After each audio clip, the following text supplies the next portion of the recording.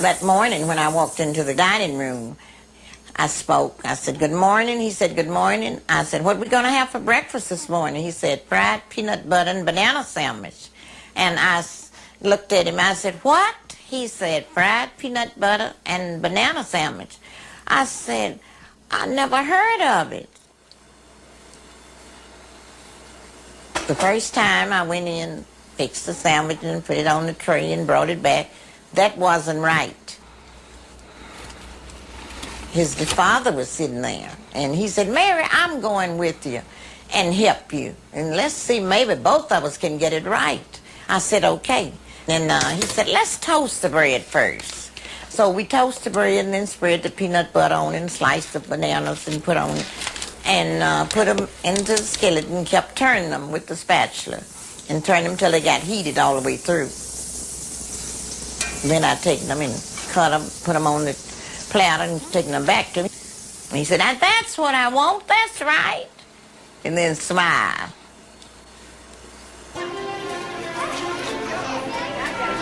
The constant thing with Elvis was no change. He always stayed the same. He was this way, he stayed that way. He didn't like change. If he wanted them in the morning when he woke up, I would have to fix them. If he wanted them at 2 o'clock in the morning, I would have to still fix them for him. Whenever he get a taste for him, he'd call down, and that's what he wanted. Well, yeah, I imagine that hoped to make him heavy because he wanted them real rich. Because they had him on a strict diet one time. Had food coming in from California for him. And sometime he would eat it and sometime he wouldn't. He said that's the only thing he got any enjoyment out of was eating. When he was in the hospital, he would call me to bring him in different foods.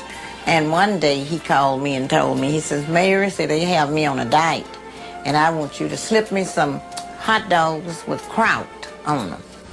And wrap them up and slip them into me and tell them there was some clothes that you were bringing me up here." So I went on in with the bag in my hand and handed it to him, Mr. Elvis, and he looked at me and smiled. He said, "Mary, we can get by them, can't we?" I said, "Yeah, we sure can." And he opened that bag up and went to working on them hot dogs. This is the house that Elvis bought for me. He bought it in 1974. And he came and picked the house out for me. And I liked it, and he liked it. So he said, "Well, Mary, this is your house, if you like it." I told him I loved it. It was really nice. What can we do now? He was just a sweet person. The last thing was that cheeseburgers.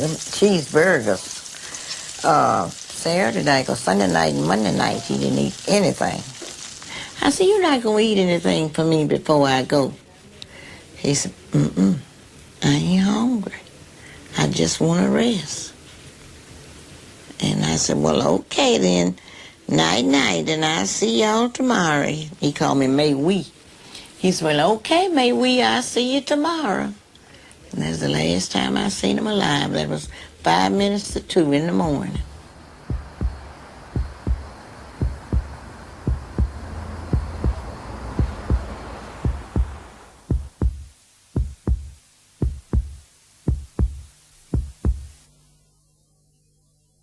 Elvis Presley died here about 3:30 this afternoon.